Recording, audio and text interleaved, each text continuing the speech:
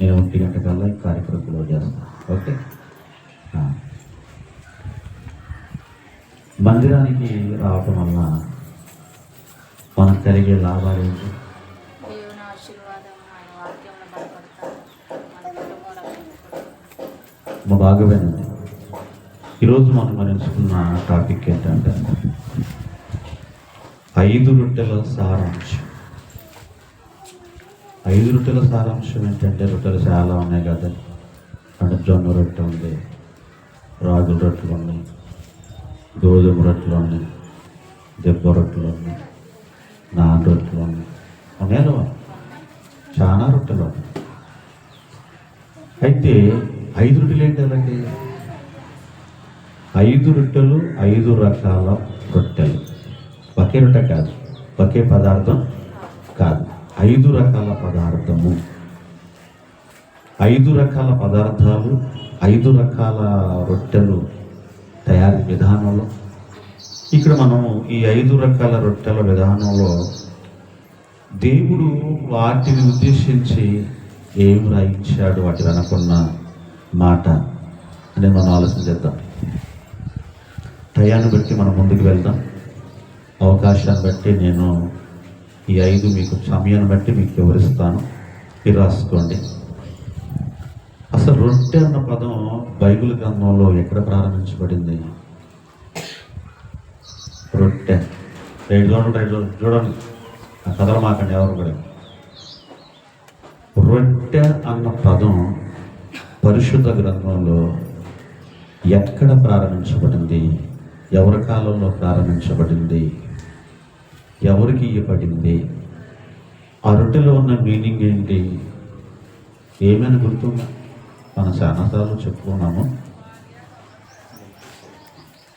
మొట్టమొదటగా రొట్టె అన్న పదం నిజంగా మెల్కీషెదెకు కాలంలో ప్రారంభించబడింది.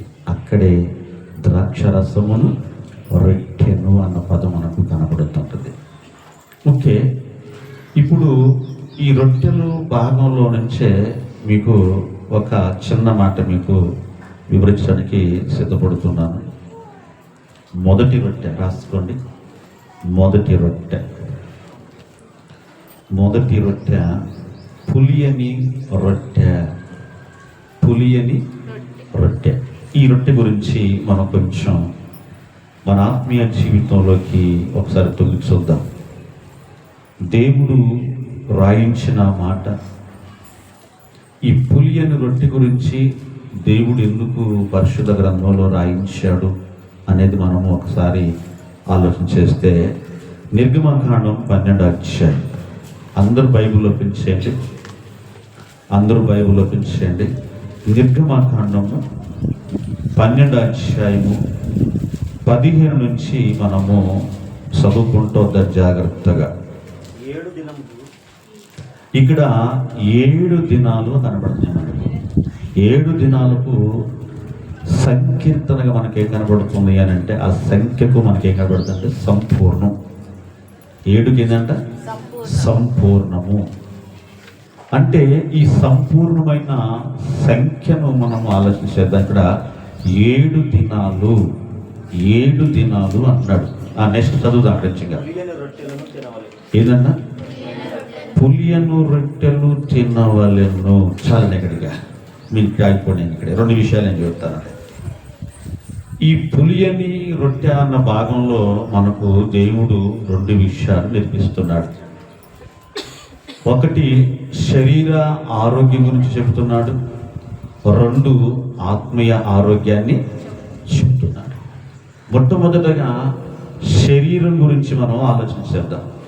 ఈ శరీరం గురించి దేవుడు మరొక చోట ఈ పదాన్ని ఎలా వర్ణించాడో మీరు ఏబు గ్రంథం చూడగలిగితే, ఏబు గ్రంథం 20వ అధ్యాయం, ఏబు గ్రంథం 20వ అధ్యాయం 14వ వచనం చూడగలిగితే, అక్కడ ఒక అద్భుతమైన మాట మనకు రాయబడిన కనబడుతుంటది.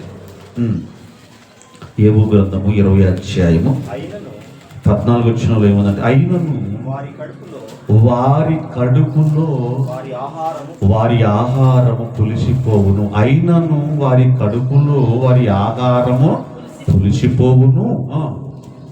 కింద చదవదండి.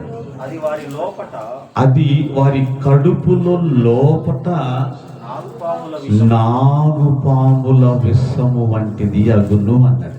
అంటే విష పదార్థము అన్నాడు. ఈరోజు చాలా మంది కొంతమంది హాస్పిటల్ ఫాలో అవుతున్నారు తెలుసా?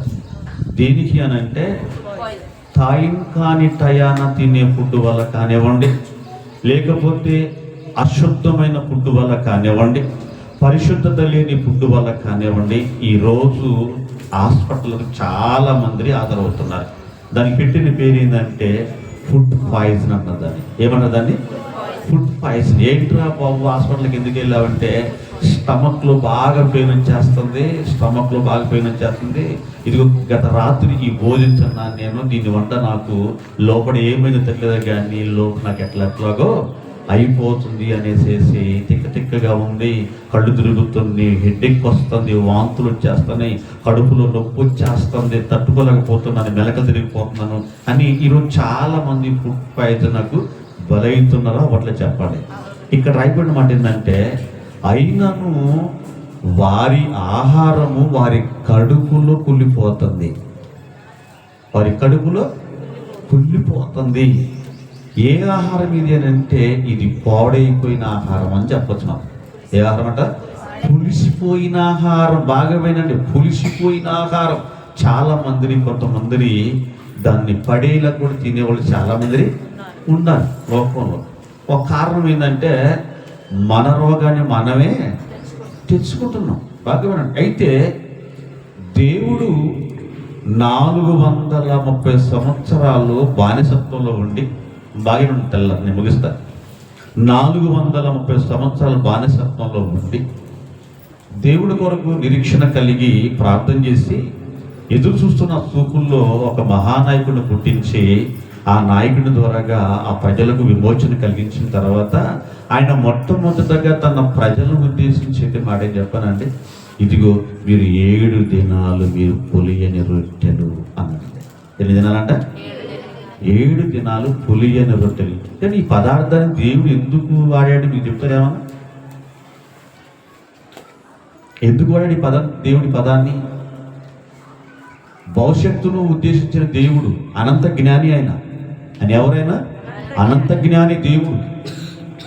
దేవుడికి తెలుసు తన పిల్లలకు ఏ ఆహారం ఇవ్వాలి, ఏ ఆహారం తినాలి తన పిల్లలు, ఏ ఆహారం తింటే వాళ్ళు ఆరోగ్యంగా ఉంటారు, ఏ ఆహారం తింటే వాళ్ళు బాగుపడతారు వాళ్ళు అని దేవుడికి తెలుసు. కాబట్టి నువ్వు తినగలిగిన ఆహారం నుంచే మాట్లాడుతున్నాడు ఆయన. ఏంటంటే అది మీరు 7 దినాలు పులియని రొట్టెలు అని అడిగండి. పులుపు లేని రొట్టె, పులుపు లేని రొట్టె. ఇప్పుడు ఈ మధ్య చెబుతున్నారండి డాక్టర్స్ ఏం చెప్తున్నారంటే, అమ్మ మీరు వీలైనంత వరకు మీ ఇంట్లోంచి చింతపండు దూరం చేయండి అమ్మ అంటున్నారు. ఏమన్నారు? మనం దూరం చేయమ్మా, చింతపండు లేదు మాకు మింగుడు పోదండి బాబు. ఏమన్నారు? ఆ చింతపండు లేని ఏమైనా పప్పు చేస్తామా? చేస్తామా? ఆ చింతపండు ఏమైనా పులిహోరం చేస్తామా? కానీ డాక్టర్స్ ఏం చెప్తున్నా, ఇదిగో చింతపండు వల్ల మీకు అనారోగ్యం చాలా ప్రమాదం ఉంది అన్నారు. అయినప్పటికీ మనం ఏం చెప్తున్నానంటే, ఆ రోగం వచ్చినా పర్వాలేదండి, మా ఇంట్లో మాత్రం కేజీలు చింతపండు మాత్రం స్టోరేజ్ అవ్వాలి. స్తోత్రం కలుగును గాక. నేనేం బయటపడా, నేనేం చెప్పట్లేదు, నేను కూడా మీరు కూడా మీ ఇళ్ళలో ఉంచుకోండి, పర్వాలేదు. ఏంటి? దాని ద్వారాగా రాబోతున్న సంకరించబోతున్న ఒక భయంకరమైన వ్యాధి గురించి దేవుడు ముందుగానే మాట్లాడుతూ వచ్చాడు. ఎప్పుడిది? క్రీస్తు పూర్వం కొన్ని వందల సంవత్సరాలు చెప్పిన మాట ఇది. ఈరోజు ప్రతి మనిషిలో ఒక భయంకరమైన గ్యాస్ట్రిక్ పని చేస్తుంది తెలుసా? ఒక భయంకరమైన గ్యాస్ట్రిక్ పని చేస్తా ఉంది. ఏందన్నా బావు అంటున్నారు. ఏంటంటది? ఏం తిన్నాళ్ళకి ఇక్కడ కొద్దిన గౌ అంటారు వాళ్ళకి. ఊరి ఈ టేబులా లేకపోతే ఏది గ్యాస్ పైపులా అంటారు. నిజంగా అండి, ఒకప్పుడు ఒకరు తెలుపుతుంది అసలు వాళ్ళు నిజంగా అంటున్నారా లేదంటే వాళ్ళు అంటున్నారు, నిజమే అంటున్నారు, గొంతులు చెప్తున్నాయి. ఏంటంటే ఏమంటాం? Digestion problem. ఎందుకు? నువ్వు తిన్నది ఏమవ్వట్లేదు, అది అరగట్లేదు. అంటే నీ మిషన్ సహకరించట్లేదు లోపల. నువ్వు తీసుకున్న పుట్టు లోపల మిషన్ సహకరించట్లేదు. నీ మిషన్ ప్రాబ్లంగా ఉంది లోపల. అందుకే నువ్వు తీసుకున్న పుట్టు నీకు అనారోగ్యాన్ని తీసుకొస్తుంది. స్తోత్రం కలుగును గాక. ఈరోజు చాలా మంది థైరాయిడ్ అనే ఒక వ్యాధి ఉంది, తెలుసా? ఏ వ్యాధి అది? థైరాయిడ్. కానీ దాని ఇది కూడా చాలా చిన్నది. అది మనకు తెలియకుండా సంవత్సరాల బట్టి మాట్లాడుతుంటాం. తెలుసా దాని గురించి? ఎలకలకి ఒక ఆయన అన్నాడు, ఏమంటే ఏ విధంగా చిన్నదేనంటే థైరాయిడ్, దాని గురించి చిన్న మీరు ఒక్క 40 రోజులు మీరు దాన్ని నియమం పాటించండి అన్నారు. ఎన్ని రోజులు? 41 రోజుల నియమం ఉందని. ఎట్ట తప్పున? ఇగో, ఫస్ట్ 1/2 కిలో చికెన్ డైలీ తినాలి. ఎంత? 1/2 కిలో చికెన్ డైలీ తినాలి. నెక్స్ట్ రెండోది చెప్పనా, కీరదోస తినాలి మెచ్చుకోకుండా. మూడోది క్యారెట్ తినాలి. నాలుగోది ఏం చెప్పనా, ఫుడ్ మానేయాలి.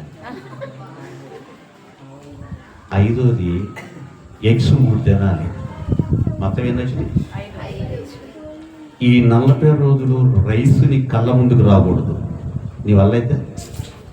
అందుకే థైరాయిడ్. స్తోత్రం కలుగును గాక. అంటే ఒక వ్యాధిని నిర్మూలించే శక్తిని మనం కలిగి ఉండాలంటే ఒక నియమం మనం ఏం చేయాలంట, దాన్ని పాటించాలని. ఈరోజు అది మనకు తెలియక, దాని నియమం మనకు తెలియక ఈరోజు సంవత్సరాల బట్టి మనం సంవత్సరపడి చేతులుంటా మెడిసిన్కి బానిసైపోయాం. ఒక బీపీ కావచ్చు, ఒక షుగర్ కావచ్చు, ఒక అల్సర్ కావచ్చు, ఒక థైరాయిడ్ కావచ్చు, ఒక గ్యాస్ ట్రబుల్ కావచ్చు, ప్రతి దానికి ఒక మెడిసిన్ మనం బానిసైపోయాం. కానీ నువ్వు బానిస అవ్వకూడదు. దేవుని యొక్క సిద్ధం ఉంది. ఆయనకి మహిమ కలుగును గాక. అందుకే అని చెప్పండి, అది ఊరు బాబు, నువ్వు పులిసిన పదార్థానికి దూరంగా ఉండాలి. పులిసిన పదార్థము నీ దేహానికి ఆరోగ్యం కాదు, నీ దేహానికి దెబ్బ. పులిసిన పదార్థం, పులిసిపోయిన పిండి నీ ఇంటికి దెబ్బ, నీ జీవితానికి దెబ్బ, నీ శరీరం దెబ్బది. ఏంటది? పులిసిపోయిన పదార్థం. మనకు దాని గురించి అని దేవుడు మాట్లాడుతున్నాడు. ఇదిగో మీరు పులియని రొట్టెలు చేసుకోవాలి. ఏ రొట్టెలంట? రొట్టెల పులుపు ఉండకూడదు, రొట్టెల పులుపు ఉండకూడదు, రొట్టె పొంగకూడదు. రొట్టెలు ఏముండాలి? స్వచ్ఛమైన రొట్టె ఉండాలి. ఆ రొట్టెలో చెప్పనా, పులియని రొట్టె. అంటే నీ దేహానికి హాని చేయకుండా, నీ దేహానికి దాడి చేయకుండా, నీ దేహానికి పాడు చేయకుండా, నీ దేహానికి వ్యాధి కలగకుండా ఏదైతే ఉంటుందో దాన్ని నువ్వు చేసుకొని తినాలి. స్తోత్రం కలుగునుగాక. ఏ రొట్టెది? పులుపు లేని రొట్టె. ఇప్పుడు పులుపులో మరొక గుణం ఉంది దాగింది. చూద్దామా గుణం వెళ్ళకూడదు పులుపులో. దేవుడు ఎందుకు వద్దన్నాడు పులుపు? అరే పొల్లగలేదారా, టేస్ట్ లేదబ్బా, కొద్దిగా ఏంటిది? చింతపండు. చింతకాయ చూస్తే నోరు ఊరిద్ది, తింటే కడుపు ఊరిద్ది, చూస్తేనే నోరు ఊరిద్ది, తింటేనే కడుపు నిండి కడుపు ముందుకు వచ్చింది, పోలేం పోలు కూలిపోతుంది. స్తోత్రం కలుగురు కాక. అవునగా చెప్పండి. హైదరాబాద్ చెప్పమంటే మన మామూలు కదా. ఎందుకంటే రోగం వచ్చినా పర్లేదు, తినేదే ముందు. ఏం చేస్తాం చెప్పండి, ఏం చేస్తాం? పర్లా వచ్చినా పర్వాలేదు, ములుగుదాం. అబ్బా వామ్ము వాయో ములుగుదాం పర్లేదు, ఇటు బోరుదాం అటు బోరుదాం పర్లేదు, అయినా తినాల్సిందే. ఏంటది? చింతపండు. స్తోత్రం కలుగురు కాక. ఏంటి పక్కన చింతపండు పట్టేది అనుకుంటున్నారా? నేను చెప్పిన పదం కాదు అది, మనకంటే మన పరమ తండ్రి చెప్పిన పదం. ఒరే బాబు, ఇశ్రాయేలు కుటుంబాలలో క్షేమాన్ని కోరుకొని, ఆరోగ్యాన్ని కోరుకొని, నెమ్మది కోరుకొని, ఏ రోగానికి మీరు గురి కాకూడదురా బాబా అని వాళ్ళకి చెప్పిన మొట్టమొదటి మాట చెప్పనా, మీరు పులియని రొట్టెల పండుగ మీరు చేయాలి. ఆనందం అంటే పులుపు లేని పదార్థం మనిషికి నెమ్మదిని ఇవ్వగలదు. చూద్దాం ఈ పులుపులో ఏం దాని చూద్దాం ఒకసారి. కొరింథీయులకు రాసిన పత్రిక కొరింథీయులకు రాసిన కొరింథీయులకు రాసిన మొదటి పత్రిక 5వ అధ్యాయము 8వ వచనం 7 కాడ నుంచి ఏంటంట?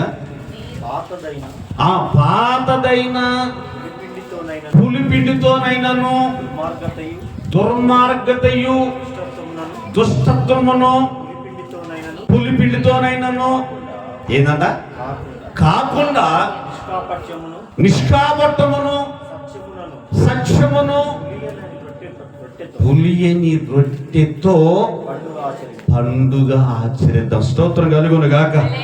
ఇప్పుడు మనకు రాంగపోంగా మనం తేలిన ఫలితార్థం ఏందయ్యా ఈ రొట్టెలోనంటే, ఇదిగో ఏదైతే పులిసిన రొట్టె ఉందో, ఏదైతే పులిసిన పిండి ఉందో, ఈ పులిసిన పిండి మన పాప జీవితానికి సూచనగా ఉంది. ఏ జీవితం ఇది?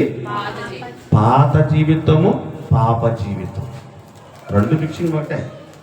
పాత జీవితము, పాప జీవితం. పులిసిన పదార్థము, పులిసిపోయిన పిండి, ఇది భయంకరమైన దుష్టత్వానికి, భయంకరమైన పాపానికి ఇది ఒక సూచనగా ఉంది.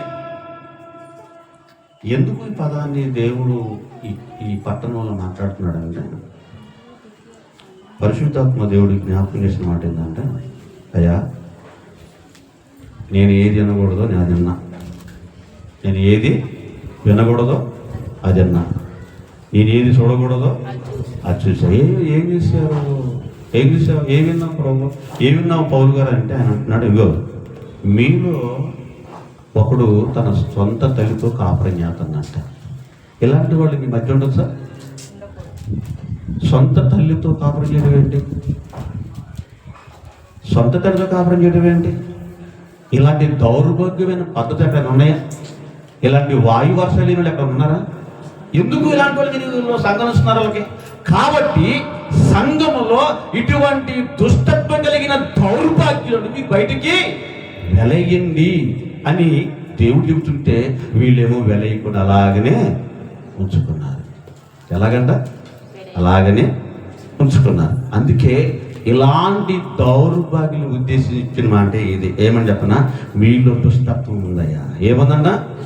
మీలో దుష్టత్వం ఉంది, దుర్మార్గత్వం ఉంది, పాపం ఉంది. అందుకే మీ పాత జీవితము, పులిసిపోయిన పిండి పదార్థము మీలో ఉంది. కాబట్టి దీన్ని వెంటనే తొలగించండి. స్తోత్రం కలుగును గాక. ఒకవేళ తొలగించకపోతే ఏమంటున్నాడో మళ్ళీ ఎక్కడికి? నిర్గమకాండం 12వ అధ్యాయం. త్వరగా నిర్గమకాండం 12వ అధ్యాయం 16వ వచనం. మొదటి దినమున ఎలా కూడా మీరు మొదటి దినమున మీరు పరిశుద్ధ సంఘముగా కూడుకోవాలి. అమ్మ తల్లరా నిద్రపోతున్నా? ఇక్కడ గమనించండి. మీరు మొదటి దినమున మీరు పరిశుద్ధ సంఘముగా కూడుకోవాలి. నెక్స్ట్ 7వ దినమున పరిశుద్ధ సంఘముగాను మీరు కూడుకోవాలేను. ఆ దినముల యందు, ఏ దినముల యందు? కూడుకునే దినముల యందు, సహవాసంగా కూడుకునే దినముల యందు అట్టివాడు తినవలసింది మాత్రమే మీకు సిద్ధపరచవచ్చునా? అదీయుగా ఏ పని చేయకూడదని పనికి పోతాం ప్రభా. మాకు ఆదివారం వద్దు ప్రభా, మా శనివారం వద్దు ప్రభా, మా శుక్రవారం వద్దు, మా గురువారం వద్దు ప్రభా. మేము ఖాళీకుంటే వస్తాం ప్రభా, లేకపోతే పనికి పోతాం ప్రభా. నా మాట మీ మాట? దేవుని మాట. ఇది దేవుని మాట, ఇది నా మాట కాదు. ఇశ్రాయేలు గురించి చెప్పిన మాట ఏంటంటే, మీరు ఏ పనికి వెళ్ళకూడదు. మీరు ఏ పనికి వెళ్ళకూడదు. ఎప్పుడు? అన్ని రోజులు కాదు. మీరు పరిశుద్ధ సంఘముగా కూడుకునే దినమున. స్తోత్రం కలుగును గాక. ఒకవేళ ఆ రోజున మీరు ఒకవేళ బయటికి వెళ్ళాలనుకోండి, మీరు ఎవరు చెప్పనా? పులిసిన పిండి లాంటి వాళ్ళు. ఎవరంటే వీళ్ళు? పులిసిన పిండి లాంటి వాళ్ళు. ఎందుకంటే తృణీకరించిన పిండి ఇది, చెడిపోయిన పిండి ఇది, పాడైపోయిన పిండి ఇది, పాపములతో కుళ్ళిపోతున్న పిండి ఇది, ఎవరికి ఉపయోగం పడని పిండి ఇది. ఈ పిండి మొత్తాన్ని కంపు చేస్తుంది పిండి. ఏ పిండిని? పులిసిపోయిన పిండి మంచి పిండిని వాడు చేస్తాం. స్తోత్రం కలుగును గాక. ఒకవేళ ఇలాంటి వాడు ఎవరైనా ఒకవేళ మీలో ఉంటే వాడిని అర్జెంటుగా ఈ పరిశుద్ధుల సహవాసంలోంచి వాడిని తీసివేయండి. ఉందా పదం? ఒకటి కింద ఉందా? చదవండి, కింద ఉండి చదవండి పదం ఏందండి? లేదా పదం లేదా? ఇశ్రాయేలులోంచి వాడిని కొట్టివేయబలను. ఎవరు? పులిసిన పిండిని ముట్టుకున్నవాడు. పులిసిన దాన్ని తినువాడు మనుషుడే గాని ఇశ్రాయేలీల సమాజంలో నుండి వాడిని కొట్టివేయాలి. అంటే ఏంటి? వాడు అర్హుడు కాదు. ఎందుకంటే వాడు పులిసిపోయిన పిండి. వాడు ఎవడంటాడు? పులిసిపోయిన పిండి వాడు. స్త్రీయే కావచ్చు, పురుషుడే కావచ్చు, ఎవరైనా సరే కావచ్చు. ఒకవేళ పులిసిన పదార్థం కలిగిన వాళ్ళు ఎవరైనా ఉంటే వాళ్ళు దేవునికి సంబంధించిన వాళ్ళు కాదు. మనకి ఏం నేర్పుతున్నాయ్యా ఈ రొట్టె అనంటే పరిశుద్ధతకు గుర్తుగా మనకు కనబడుతుంది. అంటే ఏంటి? పులుపు లేని పిండి, రోగం లేని పిండి, పాపము లేని పిండి. ఏ పిండి అడిగి? రొట్టె. ఏ రొట్టె ఇది? పాపము లేని రొట్టె. ఏంటంటే పరిశుద్ధమైన జీవితానికి సూచనగా ఈ రొట్టె మనకు కనబడుతుంది. ఏ రొట్టె ఇది? పులుపు లేని రొట్టె. ఈ రొట్టె తిన్నవాడు ఏ రోగానికి గురి కాడు. ఎందుకు చెప్పానంటే ఈ రొట్టె దేవుడే చేయమన్నాడు. ఎవరు బాబు? మీరు పులుపు లేని రొట్టెలు తింటే ఏంటి? మీరు ఎక్కువ కాలము బతుకుతారు. స్తోత్రం కలుగును గాక. అర్థమవుతుందా? మనకి దొద్దు. మనకుంటే గాడుగా ఉండాలి, పుల్లగా ఉండాలి. పుల్లగా తీయగా అంటే ఏంటి? సగం ఆరోగ్యం, సగం రోగం, మిక్సింగే రావాలి మనకి. స్తోత్రం కలుగును గాక. ఒకటే ఉంటే బాగోదు, రెండు మిక్సింగ్ పని ప్రయాణం చేస్తుండాలి. అబ్బా ఎంత గొప్పది ఏమంటే బాబు ఇది. రెండు మిక్సింగ్ కావాలి. అసలు మనిషే మిక్సింగ్, మనిషి ఎవరు? మిక్సింగే అంతా. అప్పుడప్పుడు కొన్ని కూర్చుంటాయండి. ఏంటిది? ఆల్ మైటీ అంటే మొత్తం కలిసిన ఫుడ్ ఒకటి ఉంటుంది. దాన్ని ఏంటంటే మల్టీగ్రెయిన్ అంటారు. దాన్ని మల్టీగ్రెయిన్ ఫుడ్ అంటారు. దాన్ని అంటే ఏంటి? అన్ని రకాలు కలిపి వండుకొని తింటే అంట దాంట్లో కొన్ని దీంట్లో కొన్ని మనిషికి కొన్ని క్యాలరీలు పెరుగుతా ఉంటాయి. దీనికి పెట్టిన పేరుందంట మల్టీగ్రెయిన్ ఫుడ్. ఉందా? జొన్నలు, కొర్రలు, రాగులు, సజ్జలు కలుపుకొని ఎక్కడదే మల్టీగ్రెయిన్ ఫుడ్ ఇది. స్తోత్రం కలుగును గాక. ఇది వద్దు ఇప్పుడు మాకు ఇద్దాం. ఇది అసలు మాకు వద్దాం కదా. మాకేం కావాలి? మాకు పూరిలాగా మా పొట్టలు పొంగిపోవాలి. ఎట్లాగంట? పూరిలాగా మా పొట్టలు ఏమవ్వాలి? పొంగిపోవాలి. బుస్సునని. ఏది ఒళ్ళో లేదు బుస్సు పైకి వస్తుంది అంత మా పొట్టలు రావాలి. అప్పుడు కానీ గ్యాస్ కొట్టి పని అవసరంగా గ్యాస్ కూడా మన కడుపులోనే తయారవుతుంది. స్తోత్రం కలుగును గాక. ఎట్టి చెప్పండి? ఇది నిజమా అప్పుడు చెప్పండి. ఇది నిజం. దేవుడు చెప్తుంది. అందుకే అరే బాబు మీరు పులిసిన పిండి మీ దగ్గర వద్దు, రాయొద్దు అని చెప్పారు. అందుకే మీరు పులయని రొట్టె అంటే పులుపు లేని రొట్టె మీరు తింటే మీ కుటుంబాలలో ఏ రోగాలు, మెడిసిన్ ఉంటాయి ఇంట్లో. ఏ మెడిసిన్ ఉన్నాయి ఇంట్లో వాళ్ళకి? అసలు నువ్వు మెడిసిన్ నుంచి ఆలోచించే అవసరం లేదు వాళ్ళకి. కారణం ఏంటంటే రోగానికి దూరంగా మనం ఉండిపోయాం. కానీ కాలాన్ని కూడా మనకు తెలియదు కదండి. ఇవన్నీ మనమే తినే ప్రతి ఫుడ్ కూడా అన్నీ కల్తీ ఫుడ్లే ఉన్నాయని చెప్పండి. మనకేం కావాలంటే ఎర్రగా రంగులుగా దగదగ మెరిసే ఫుడ్ అనుకోండి. నోరు ఊరుతూ ఉంటుంది. అవును చెప్పండి. నోరు ఎంత ఊరుతుంటుందో లోపల రోగం తొందరగా తయారవుతుంది. కాబట్టి మనం తినే ఫుడ్ విషయంలో జాగ్రత్తగా మనము తీసుకోవాలి. దేవుడు చెప్పాడు, మరి బాబు నువ్వు తీసుకునే ఫుడ్ అశుద్ధంగా ఉందనుకోండి నీ కడుపు పాడైపోద్ది, అంటే నీ శరీరం అయిపోద్ది, పాడైపోద్ది. కాబట్టి నువ్వు తినే ఫుడ్ పరిశుద్ధ ఫుడ్ అయి ఉండాలి. అందుకే ఎక్కువసేపు చెప్పే మాట ఏంటంటే డాక్టర్లు నాయన మీరు వీలైనంత వరకు బయట ఫుడ్ అవాయిడ్ చేయండి, లోపల ఫుడ్ని మీరు స్వీకరించండి. ఎందుకంటే లోపల తీసుకున్న ఫుడ్ మనం చాలా స్వచ్ఛంగా మనం తీసుకుంటాం కాబట్టి ఈ ఫుడ్లో ఏ కల్తీ ఉండదు, ఏ మాయ ఉండదు. కాబట్టి దీన్ని జాగ్రత్తగా తినగలిగితే మీరు కొంతకాలం భూమి మీద బతుకుతారు. ఆయనకి మహిమ కలుగును గాక. కనుక ఇప్పుడు మనకి ఈ రొట్టె మనకి ఏం నేర్పుతుందయ్యా అని అంటే, ఇదిగో రోగము లేని రొట్టె ఇది, మనిషిని పరిశుద్ధంగా ఉండే రొట్టె ఇది. ఈ రొట్టెలో ఏ పాపము లేదు, ఏ శాపము లేదు. కాబట్టి ఈ రొట్టె నువ్వు దేవుడు కలిగి ఉండాలి. చూసినా ఏంటంట, ఈ రొట్టె తిన్నోడు దేవుడికి దగ్గరగా ఉంటాడు. ఆయనకి మహిమ కలుగును గాక. అందుకే పులియని రొట్టె ఇశ్రాయేలు జీవితాలలో దేవుడు ఒక బలమైన పాత్ర, బలమైన మాటగా వారికి ఇచ్చాడు. అందుకే నాయన మీరు తినని, కానీ మీరు పులుపు లేనిది మాత్రమే తినాలి. ఏం లేదంట, పులుపు లేనిది తినాలి. పులుపు అనేది దేహానికి ప్రమాదం, మన శరీరానికి ప్రమాదం. కాబట్టి మీరు ఆలోచించండి. మరొక రొట్టె తీపెత్తాను, మరొక రొట్టె. మొదటి దినవృత్తాంతాల గ్రంథము, మొదటి దినవృత్తాంతాల గ్రంథము 9వ అధ్యాయము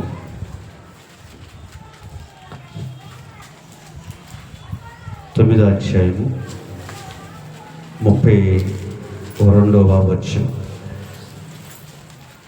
ఇదే మాట వారి సహోదరులకు కహాతీయులలో కొందరికి విశ్రాంతి దినమున సముఖపు రొట్టెలు సిద్ధము చేయ పని కలిగి ఉండేది. చాలు. ఇదే మాట మళ్ళీ నిర్గమాకాండం 25:30 కూడా ఇదే మాట మనకు కనపడుతుంటది. ఇక్కడ మనకు కనబడుతున్న మాట ఏంటంటే సముఖపు రొట్టెలు. ఈ సముఖపు రొట్టెల మీద మనం చెబుతున్న చరిత్ర ఏంటంటే, ఇశ్రాయేలీల జీవితాల్లో ఇశ్రాయేలీలు 12 గోత్రాలు. నిద్రపోతున్నారు కదా, తల్ల పెగెత్తని తెల్లరా ఏమి అందరితో నిద్రపోతాను అనుకుంటున్నాను నేను. ఉత్సాహం ఉండండి, అయిపోతామంట. స్తోత్రం కలుగును గాక. గట్టి చెప్పండి, ఇంకొంచెం గట్టి చెప్పండి. రైట్, మెలకు ఉన్నారు లేదని చెబుతున్నారు. మరి అంతే కదండి.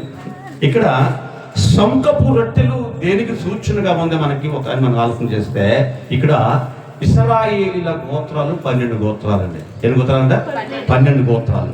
12 గోత్రాలు, ఒక్కొక్క గోత్రానికి ఒక్కొక్క రొట్టె చొప్పున 12 రొట్టెలు లోపలికి తీసుకురావాలి. ఎక్కడికి? ప్రత్యక్షపు గుడారంలోకి తీసుకొస్తే ఇక్కడ యాజకుడు చేతంటే లెక్క పెట్టి పద్ధతి ప్రకారంగా ఏమంటే బల్ల మీద, అంటే చేయబడిన పరిశుద్ధ బల్ల మీద ఈ రొట్టెలు పేరుస్తారు. ఎవరు? యాజకుడు. కొన్ని సందర్భాలలో ఈ రొట్టెలు దేనికి ఉపయోగిస్తారంటే, ఆకలితో ఉంటున్న వారికి ఆహారం తీర్చుటకే ఈ రొట్టెలను ఉపయోగిస్తారు. ఇప్పుడు దీంట్లో మనకు నేర్పుతున్న పాఠం ఏంటంటే, మనకు ఆధ్యాత్మిక జీవితం మనకి ఏం నేర్పుతుందంటే, దేవుడు పోషించేవాడు. దేవుడు ఎవరు? పోషించేవాడు. ఈ మాట ఒకసారి మనం చూడగలిగితే 2వ రాజుల గ్రంథము 4వ అధ్యాయం, 2వ రాజుల గ్రంథం 4వ అధ్యాయము 42 చదవగలిగితే, ఇక్కడ కొంతమంది భోజనంతో అలమటిస్తున్నారు. ఆకలితో అలమటిస్తూ ఆహారం కోసం కూర్చున్నారు. ఎంతమంది? 100 మంది కూర్చున్నారు, అంటే 100 మంది కూర్చున్నారు. కానీ అక్కడ ఉన్నది ఎన్ని రొట్టెలు అంటే 20 రొట్టెలే ఉన్నాయి. అక్కడ జనం చూస్తేనే 100 మంది ఉన్నారు, ఆడ చూస్తేనేమో 20 రొట్టెలే ఉన్నాయి. ఎన్నని అంట? 20 ఉన్నాయి. కానీ ఆడ 20 ఉన్నాయి, ఈడ 100 మంది ఉన్నారు. అంటే ఇప్పుడు ఈ 20 రొట్టెలు 100 మంది సరిపోతాయా? ఎలా సరిపోతాయి నెలకి? కానీ దీని వెనక ఒక అద్భుతం జరుగుతుంది. స్తోత్రం కలుగును గాక. అందుకే ఈ సముఖపు రొట్టెలు మనకి దేనికి వచ్చేస్తుందయ్యా అని అంటే, దేవుడు పోషించేవాడు. దేవుడు ఎవరంట? పోషించేవాడు. కరువు కాలంలో పోషించేవాడు, ఇబ్బంది కాలంలో పోషించేవాడు, శ్రమలో పోషించేవాడు, అనేక ఆర్థిక ఇబ్బందులలో పోషించేవాడు. అందుకే ఆయన పేరే పోషకుడు. పేరేందంట? పోషకుడు. ఎలాగా? 40 సంవత్సరాలు అరణ్యములో ఇశ్రాయేలు ప్రజలు కొత్త మన్నా అంటే వాళ్ళ జీవితంలో ఎన్నడూ చూడని ఒక బలమైన ఆహారం తిన్నారు వాళ్ళు. ఏ ఆహారం అది? పరలోకంలో దేవుడు భుజించే ఆహారం అది. ఆ ఆహారాన్ని 40 సంవత్సరాలు భోజించాడు దేవుడు. అందుకే ఆయన నా పిల్లలకు మామూలు భోజనం పెట్టకూడదయ్యా, నా పిల్లలకు మంచి ఫుడ్ పెట్టాలి. అదే ఫుడ్ అయి ఉండాలి, ఎవ్వరు ముట్టకూడని ఫుడ్ అయి ఉండాలి అనుకున్నాడండి. అందుకే పరలోకంలో దూతలు భుజించే భోజనాన్ని 40 సంవత్సరాలు దేవుడు ఇస్రాయేలు ప్రజలకు ఇస్తే కడుపార తిని, కడుపు నిండా తిని బేవనుకుంటూ దేవుడు ఎవరో తెలియక బతికారండి. ఎవరు? ఇశ్రాయేలీలే. వాళ్ళు పెట్టిన పేరేంటంటే ఇగో కృతజ్ఞత లేని వారు. ఎవరంటే వీళ్ళు? కృతజ్ఞత లేని వారు. అందుకే వీళ్ళు విశ్వాసఘాతకులు అన్నాడండి. విశ్వాసఘాతుడు ఏంటి? చేసిన మేలులను పొందుకుంటూ అనుభవిస్తూ దేవుడిగా ఆరాధించలేదు, దేవుడిగా చూడలేదు. అందుకే వాళ్ళ పేరు విశ్వాసఘాతకులు. స్తోత్రం కలుగును గాక. దేవుడు ఎవరంట? పోషించేవాడు. అందుకో సందర్భంలో దావీదుకి ఆకలి అవుతుంది. ఏమైందంట? దావీదుకి ఆకలి అవుతుంటే ఒక నాయకుడు, ఒక యాజకుడు వచ్చిన తర్వాత నాకు ఆకలి అవుతుంది, నేటికి 2 నెలలు ఆహారం తినలేదు, ఆహారం ఉందంటే ఒకటే ఆహారం ఉంది. ఏ ఆహారం చెప్పన్నా? 5 సముఖపు రొట్టెలు తప్ప మిగతా ఆహారం ఏమీ లేదు అన్నాడండి. అంటే ఆపద కాలంలో ఆకలి అవుతున్న సమయంలో అప్పుడప్పుడు ఈ సముఖపు రొట్టెలు తినే అవకాశం దేవుడే కల్పించాడు. స్తోత్రం కలుగును గాక. కరువు కాలంలో ఏలియాను పోషించాడు దేవుడు. ఎవరు పోషించాడు? ఏలియాను పోషించాడు దేవుడు. ఎలాగా? రొట్టెతోనూ మాంసపు ముక్కతోను. ఎలాగంట? రొట్టెతోనూ మాంసపు ముక్కతో పోషించాడు దేవుడు. ఎప్పుడు? కరువు కాలంలో, ఇబ్బంది కాలంలో. నిజమండి, అది చాలా భయంకరం. అది అలాంటి కరువు కాలంలోనే దేవుడు ఏలియాను పోషించాడు. ఒక ఇతరులను పోషించాడు. ఒక భర్తను కోల్పోయిన భార్యను పోషించాడు దేవుడు. దేవుడు ఎవరైనా పోషకుడు అంటే నీ కరువులో నిలవదగిన వాడు. స్తోత్రం కలుగును గాక. ఎక్కడెక్కడ? నీ కరువులో నిలవదగిన వాడు. నువ్వెక్కడ నిలబడాలి? కరువులో దేవుని సముఖములో నిలబడాలి. కానీ మనం నిలబడం. అందుకే ఈ సన్నిధి గురించి మాకు ఏమి జ్ఞాపకం చేస్తుందంటే దేవుని పోషణ. ఏంటంట? దేవుని పోషణ. దేవుడు పోషిస్తున్నాడు కాబట్టి ఆయన పోషణలో ఏ పాపము లేదు, ఎటువంటి మాయ భోజనము ఏమీ లేదండి. ఏ కల్తీ ఫుడ్ కాదు ఇది. ఇది ఒరిజినల్ ఫుడ్. ఇది ఎలా ఫుడ్ అంట? ఇది ఒరిజినల్ ప్యూర్ ఫుడ్ దేవుడు ఇస్తున్నాడండి. అందుకే ఆయన పోషించేవాడు. అప్పుడు ఈరోజు నా ఇంట్లో తినటానికి ఏమీ లేదు, నువ్వు భయపడకు. ఏలియాని పోషించాను నేను. ఒక్కసారి ఏలియాని జ్ఞాపకం చేసుకో. నిజమండి, కొన్ని కుటుంబాలలో తినటానికి కూడా కొన్ని గడియలలో లేని పరిస్థితులు కూడా వెంటనే దినాలు ఉన్నాయండి. కానీ అలాంటి దినాల్లో కూడా దేవుడు పోషించుకుంటూ వచ్చాడండి. ఇది దేవుని ఔన్నత్యం. దేవుడు నిజంగా చేసే మేలు అంటే బహుబలంగా ఉంటాయండి. మనకు తెలియదు, మన కళ్ళకి తెలియదు. కానీ కొంతమంది స్వార్థపరులు ఏం చేస్తారంటే అవకాశాల కోసం మాత్రమే దేవుణ్ణి వాడుకుంటారు. అవకాశాలు మాత్రమే. ఏంటంటే అవకాశం కొరకు దేవుని వాడుకుంటారు. ఎందుకంటే చాలా మంది అండి. కనుక అలా అవకాశాలుగా వాడుకునే వాళ్ళకి దేవుడు మరొకసారి దీవెన ఇవ్వడు. 1 టైం మాత్రమే దేవుని వచ్చింది, 2 టైంలో దీవెన ఆగిపోద్ది. కాబట్టి ఇక్కడ అంటున్నాడు ఆయన, ఇక్కడ అన్నాన్ని కూర్చునే 100 మంది, ఆడున్నదేమో 20 రొట్టెలు. కానీ 20 రొట్టెలు పెద్దంగా వాళ్ళకి ఇంకా మిగిలింది. అక్కడ మిగిలిందే మిగిలేదా? చదవని 19 4:42 రెండో రాజుల గ్రంథం 4:42 త్వరగా. ఒకడు బయల్షాలిషా నుండి మొదట పంట బాపత్తు యవల పిండితో చేయబడిన 20 రొట్టెలను. యవల పిండితో ఈ పదం మన కొత్త నిబంధన కనబడుతుంది. ఏ పిండిది? యవల పిండి. దానికి పెట్టిన పేరు ఏంటంటే యవల రొట్టెలు అంటారు. అంటే కొత్త నిబంధనలో ఉన్నాయి, పాత నిబంధనలు కూడా ఉంది. అయితే ఈ యవల పిండి అనే పదం మనకు ఇంగ్లీష్లో ఏమనుందంటే బార్లీ అతను తినడం. దీన్ని బార్లీ అంటే ఈ గింజలు వైట్గా ఉంటాయి. ఎలా ఉంటాయి?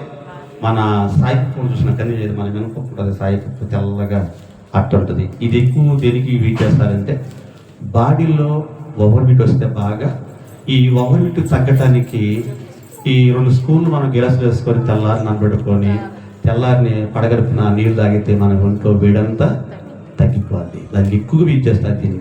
నిజంగానే ఇత్తలను పెడేస్తారు, వాటర్ని వీట్ చేస్తారు. అంటే ఏంటి, లోపల ఓవర్ ఉన్న వీడంతా కూడా అంటే వీడంతా కూడా బయట అంటే కూల్ అవ్వడానికి పనిచేస్తుంది. అందుకే ఇది మన తెలుగుకి వచ్చేకి ఏంటంటే బార్లీ అంటారు ఇంగ్లీష్లో. బార్లీ అంటే బార్లీ అంటే షాప్లో పోయి బార్లీ అని చెప్పండి, ఇస్తారు అమ్మండి ఇస్తాను, ప్యాకింగ్ చేస్తారు, సరే చెప్పండి బార్లీ ఇస్తున్నాను కదా, స్తోత్రం కలుగును గాక. కానీ ఇక్కడ మనకు కనబడుతున్న మాట ఏంటంటే అన్నాడు, ఇక్కడ కూర్చున్నది 100 మంది కూర్చున్నారు భోజనానికి. ఎంతరంట? 100 మంది కూర్చున్నారు భోజనానికి. రొట్టెలు మాత్రం ఎన్ని ఉన్నాయంట? 20 రొట్టెలే ఉన్నాయి. 20 రొట్టెలే ఉన్నాయి. 20 రొట్టెలు 100 మంది తినంగా మిగిలిందంట. స్తోత్రం కలుగును గాక. అంటే ఏంటి, అక్కడ వాళ్ళు తెలియకుండానే రొట్టెలు ఊరుతున్నాయి. వాళ్ళు తెలియకుండా ఏమైందంట, రొట్టెలు ఊరుతున్నాయి. ఇప్పుడు మనం భోజనం ఇస్తున్నాం బాగా. భోజనం ఉండిన తర్వాత మనం ఏం చేస్తాం చెప్పనా, ప్రభా ఈ భోజనం ప్రభా ఇది చేస్తారు పాఠం ఏమని చేస్తారు చెప్పండి, మీరు ఏం చేస్తారు?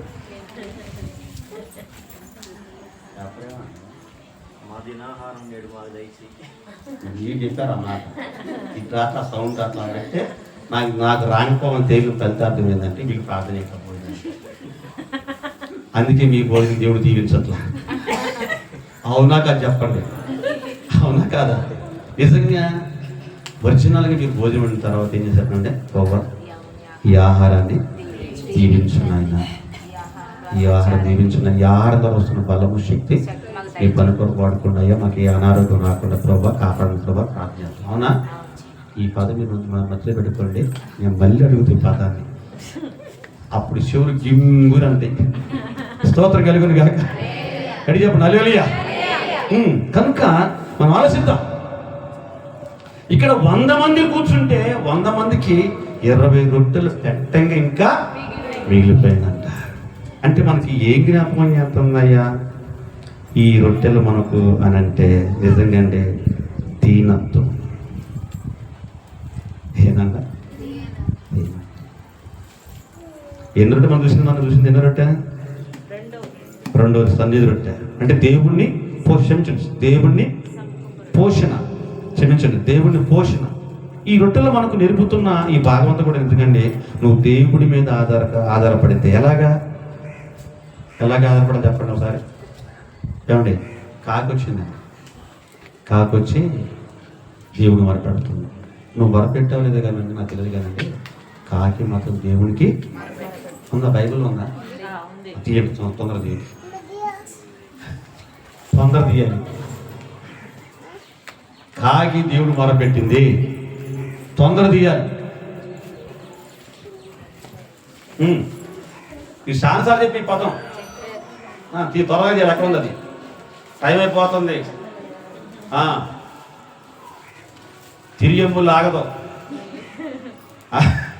తిరిగింపు లాగితే అసలు కాదు. కానీ త్వరగా ఆమె దోటం కష్టమే కానీ నాకు తెలిసినందుకు దోట కష్టమే కానీ ఏ ఊగ్రంథం తొందర ఏం తెల్లరా అమ్మాయ్యా.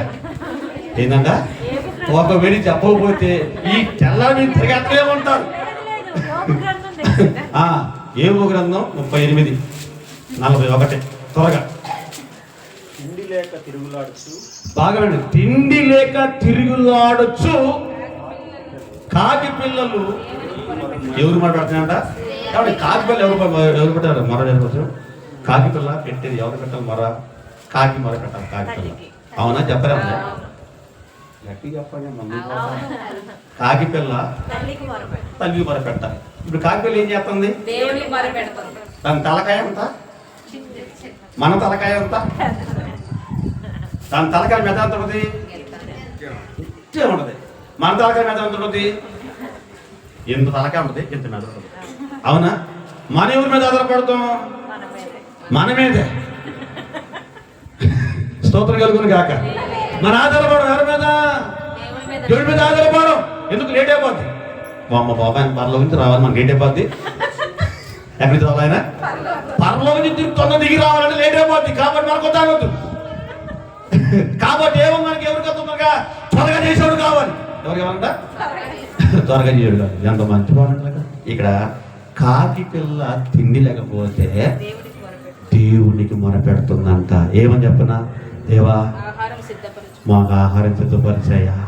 ఏంటండి దాని మెదడంతా, దాని ఊపిరంతా, దాని ఆకారం అంతా అండి. ఈ చిన్న కాకి పిల్లకున్నంత జ్ఞానం కూడా ఈ కాకి ముఖం లేదు. ఏ కాకి ఏ కాకి బైబిల్ ఏమని చెప్పరా? బైబిల్లో పదం ఉందండి, నేను నల్లడదనని నన్ను చిన్న చూపు చూడలే. నేను చూడం నల్లగా చిన్న చూపు చూడం. బైబిల్ ఏం చెప్పనా? నల్ల రంగు దేవుడికి ఇష్టమైన రంగు అంట. గట్టి చెప్పకూడదు, గట్టిగా చెప్పకూడదు. నల్ల రంగు దేవుడికి ఇష్టమైన రంగు అది. ఇది చెప్పనా? రంగుని ఎవరు పెరుగుతుంది కాబట్టి ఆయన పెరుగుతున్న రంగుని ఎవరు? దేవుడి స్తోత్రం కలుగును గాక. ఎంత గొప్ప మాట అండి కదా. కాకి పిల్ల మొరపెడుతుంది. ఇప్పుడు దేవుడు ఆహారం సిద్ధపరచాలి. దేవుడు ఏం చేయాలి? ఆహారం సిద్ధపరచాలి. ఎలాగా? రోజున రాత్ర కరెంటు పోయింది. మంచి సీన్లో కరెంటు పోయింది. అలాగే మంచి సీన్లో కరెంటు పోయింది. అసలు ఏం జరిగింది అర్థం కాదు. ఇడిపోయారా? కలుసుకున్నారా? ఏంటంట? ఇడిపోయారా? కలుసుకున్నారు. స్తోత్రం కలుగును గాక అని ఈ సంభాషణతో గోడ అవతల ఆమా, గోడ యువతల ఏమా. ఇప్పుడు ఎత్తబెట్టిన ఏముంది? గోడ ఉంది. ఎత్తు గోడ మీద అనుకోని ఏంటి చక్కగా ఎవరు పెడతారు? పొయ్యి మీద ఏముంది? అన్నం. ఈ లోపల మారి చెక్కయింది. రోజున నా మతి మరి పాడుగాను నీతో వ్యవహారం పెట్టా మొత్తం మాడిపోయారు. స్తోత్రం కలుగును గాక. ఇప్పుడు ఈ మాడిపోయిన ఏం చేయాలి? బయట వేయాలి. బయట ఎవరు రావాలి? కాకి రావాలి. కాకి సిద్ధపరిచాడా? నీ నుండి ఆహారాన్ని సిద్ధపడి పోషించేవాడు పోషణ కొరకు రెడీగా సిద్ధపడతాడు. అది ఎట్టు నుంచి వస్తూ ఎవరు కూడా తెలియదు. దానికి మహిమ కలుగును గాక. ఎటు చూద్దాం. స్తోత్రం కలుగును గాక. కాబట్టి దేవుడు పోషించేవాడు. నిన్ను ఎలాగైనా పోషిస్తాడు. నిన్ను ఎలాగైనా పోషిస్తాడు. భయవద్దులకి అసలు నీ భయవద్దులకి నీ భయవద్దాలకి నీ భయవద్దలకి కానీ పోషించేవాడు నీ రెడీగా ఉంటాడు. నీకు ఏ టైం కావాలి, నీకు ఏ కాలం కావాలి, ఏ సమయం కావాలి, ఆ సమయము, ఆ కాలము, ఆ టైం ఖచ్చితంగా నీ దగ్గరకు ఆహారము వచ్చింది. ఎలాగైనా సరే ఈ నమ్మకం ఉండాలి, ఈ విశ్వాసం ఉండాలి, ఏమంటే ఈ ఆశ ఉండాలి, ఈ నమ్మకం, ఆ గురి ఉండగలిగితే ఖచ్చితంగా నీ గుమ్మని తట్టిద్ది ఆహారం వచ్చి. స్తోత్రం కలుగును గాక. డెలివరీ బాయ్ వస్తాడు. నేను బుక్ చేస్తే వస్తాడు డెలివరీ బాయ్. ఇది ఎంత వాస్తవమో దేవుడు సిద్ధపరిచిన ఆహారం నీ గుమ్మాన్ని తట్టిద్ది. ఎలాగైనా సరే అందుకే సన్నిధి రొట్టెలు మనకు పోషణగా మనకు కనబడుతుంది. అంటే ఏంటి? దేవుడు పోషించేవాడుగా కనబడుతుంది. ఎన్నో రొట్టెది? రెండోది. నెక్స్ట్ టైం ఎంత ఉంది? బాగుంటుంది, ముగిస్తాను. మరొకటి చూద్దాం. అదే భాగం ఇదే. యోహాను సువార్త 6వ అధ్యాయం 9 నుంచి. ఇక్కడ మనం కనబడుతుంది కూడా యువల రొట్టెలే కనబడుతుంది మనకి. ఇక్కడ మనకేం కనబడుతుంది? ఈ భాగంలో మనకు ఈ యువల రొట్టెల్లో నుంచి మరొక భాగం మనం నేర్పుతుంది ఏంటంటే దీనత్వము, లేదా తగ్గింపు స్వభావం, లేదా దేవుని కొరకు వాడబడటము, లేదా దేవుని కొరకు పని చెయ్యటం. చూద్దామా 6వ అధ్యాయం 9 చూద్దామా. ఇక్కడ ఉన్న చిన్నవాణి యొద్ద 5 యవల రొట్టెలు. కొంచెం ముందుకు వద్దామా, కిందకు వస్తే 6 కలు చూద్దాం. 6 వరకు చదవండి. ఈ మాట ఎవరితో మాట్లాడుతున్నా చూద్దాం. 6 ఏమి చేయనయ్యుండెనో తాను ఎరిగి ఉండి అతనిని పరీక్షించుటకు అలాగడిగాను. పిలుపు వారిలో ప్రతి వాడు బాగా అందుకు పిలుపు వారిలో ప్రతి వారును కొంచెం కొంచెం బాగా కొంచెం కొంచెం పుచ్చుకోవడానికైనాను 200 దేనాలు 200 దేనాల రొట్టెలు తెచ్చినా కూడా చాలా అన్నాడు పిలుపు. అంటే మనిషి యొక్క నైజము, మనిషి యొక్క స్వభావం ఎలాగుంది అని అంటే మనిషి గురించి ఆలోచించే జ్ఞానం తక్కువ. అంటే ఏమన్నాడు, అయ్యా సుమారు వీళ్ళు 5,000 మంది పైగా ఉన్నారు ఇంచుమించు. ఎవరు స్త్రీలు కాకే పురుషుల సంఖ్య 5,000 మంది ఉన్నారు. అయితే 200 దేనాలు పెట్టి రొట్టెలు తెచ్చినా కూడా వీళ్ళందరికీ సరిపోవు. అంటే వీళ్ళ ఆలోచన ఏంది, మా ముందున్నవాడు పరమాత్ముడు లేకపోతే దేవుడి సంగతి అర్థం కావట్లా. ఎవరికి? శిష్యులకు అర్థం కావట్లేదు. యేసుప్రభువు గురించి, ఆయన మహిమ గురించి అర్థం కావట్లేదు, ఆయన శక్తి గురించి అర్థం కావట్లేదు. అందుకే ఇక్కడ ఫిలిప్పుని చిన్నగా పరిశోధించాడు. ఏమని? అయ్యా మీరే భోజనం పెట్టండి. ఏం చెప్పారు? మీరే భోజనం పెట్టండి. ఎవరికి?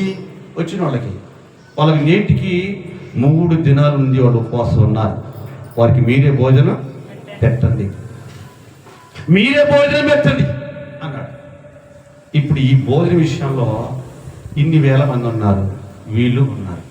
కానీ ఎవరి దగ్గర లేని పదార్థాలు ఒక బొడ్డోడి దగ్గర ఉన్నాయండి. ఒక బొడ్డోడి దగ్గర కొన్ని బాగా వినండి.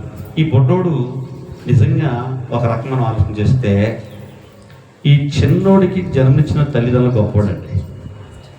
ఎందుకు గొప్పోడు? ఆనాటి కాలంలో ఒకవేళ ఎక్కడికైనా ప్రయాణం చేయాలి అంటే, ఎక్కడికైనా దర్శించాలనుకున్నప్పుడు, ఎక్కడికి పోతున్నప్పుడు వీళ్ళ వెంట ఆహారం తీసుకొని వెళ్ళేవాళ్ళు. ఎక్కువగా రొట్టెలు తీసుకొని వెళ్ళిపోయాడు. ఎందుకు?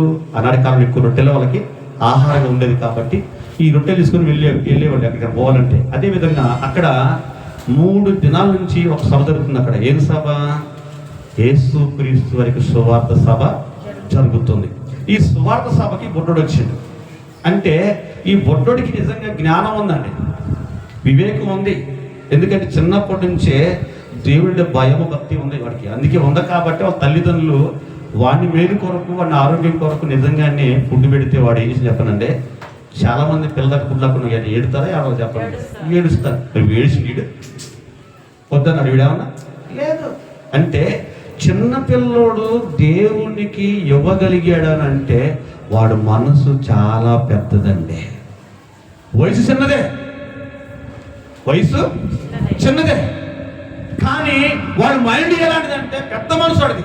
అప్పుడు అరే నువ్వు వయసులో చిన్నోడివేనా, నీ మనసు పెద్దదరా అంట. ఏమంటావు? నువ్వు వయసు చిన్నోడివేనా, నీ మనసు చాలా పెద్దదరా, చాలా పెద్దది.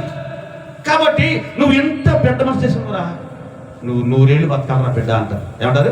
100 ఏళ్ళు బతకాలరా. అంటే వయసు చిన్నది, మనసు మాత్రము పెద్దది. అంటే నిజంగా ఎదుటి వాడిని ఆకలి తీర్చాలన్న మనసు వాడి బొడ్డోడికి కలిగిందండి. ఎదుటి వాడికి ఆకలి తీర్చాలి, ఎదుటి వాడికి ఆహారం పెట్టాలి అని ఆ ఆకలి కోసము ఆలోచించిన వాడు ఎవరంటే బొడ్డోడు. ఎవరంట? బొడ్డోడు. నిజంగా ఆ బొడ్డోడిని పెంచిన పెంపకం చాలా గొప్పదండి. ఆ బొడ్డోడిని పెంచిన పెంపకం చాలా గొప్పది. ఎందుకంటే తల్లిదండ్రులు అలాంటి పునాది విషయానికి, ఆకలితో ఉన్నవాడికి ఆహారం పెట్టాలి, దాహంతో ఉన్నవాడికి దాహం పోయాలి, ఇబ్బందులు ఉన్నవాడికి సహాయం చేయాలి అని ఒక మంచి మనసు ఆ బొడ్డోడికి నూనె పోసాడు చిన్నప్పుడే. అందుకే అయ్యా నా కాడ నిలబెట్టాలి అంటున్నాడు. ఎవరంట? ఇచ్చిన్నోడు. నా కాడ 5 ఏళ్ళలోనే నా కాడ 2 చిన్ని చేపలు ఉన్నాయి, మంచి ఫుడ్. స్తోత్రం కలుగును గాక.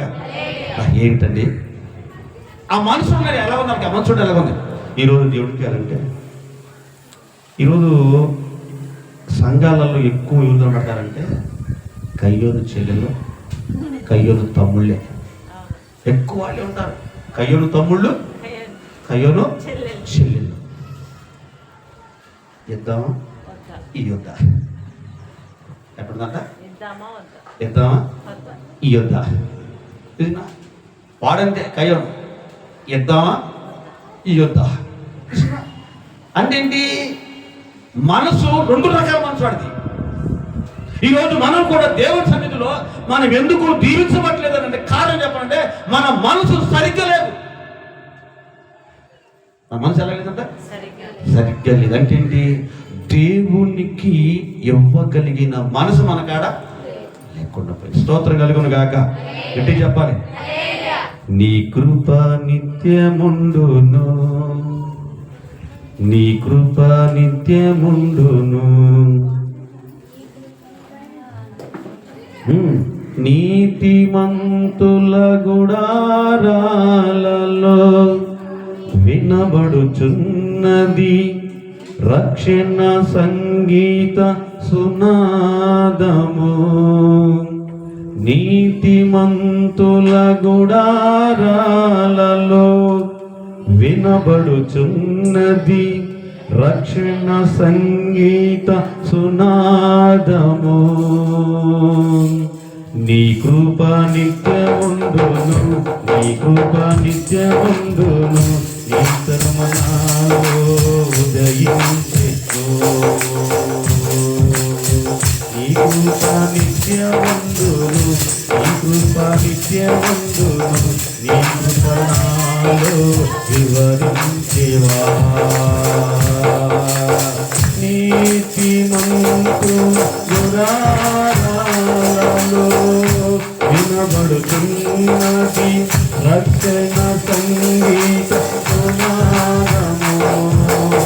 నీతిమంతుల గుడారాలలో వినబడుతున్నది రక్షణ సంగీత సునాదము.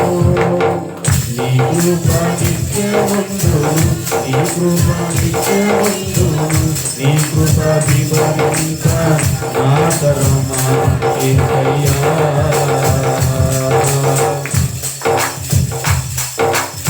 శృతియున్న పాటలకు విలువలు ఉన్నట్టే కృతజ్ఞత ఇచ్చావు. నీ కృపలో నిలిపినావు. కుంగిన వేళలో నన్ను లేవనెత్తిన చిరునామ నీవే కదా. కుంగిన వేళలో నన్ను లేవనెత్తిన చిరునామ నీవే కదా.